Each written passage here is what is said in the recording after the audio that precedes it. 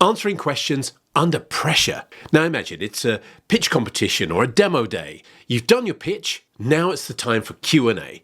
The adrenaline's rolling, and what can happen is that we start to jump in too quickly or we ramble with our answers. So here's a couple of things that will help you take control of that Q&A.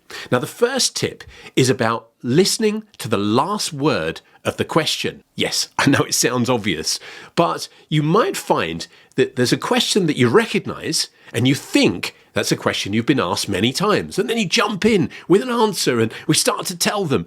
But actually, the last 2 or 3 words of a question can change the direction or the flavour of that question. And so we might end up answering something that wasn't really asked. The way to get around that is simply listen to the last word of the question. Have that discipline to make sure you hear it to the very end. That leads on to the second tip, which is take a moment before you start answering. Now, this is about giving your brain a chance to process what is that question, what am I going to tell in response? It also gives your brain a chance to get one step ahead of your speaking apparatus, your voice and your mouth. The other thing that can come from taking a moment before you start speaking is you might be able to find a little structure to your answer.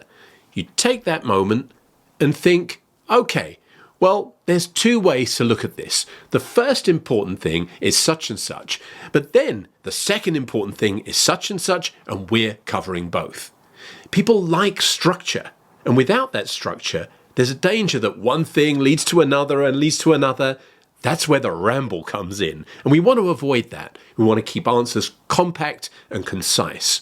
A little structure can help you do that. So make sure you listen to the last word of the question and take a moment before you start answering.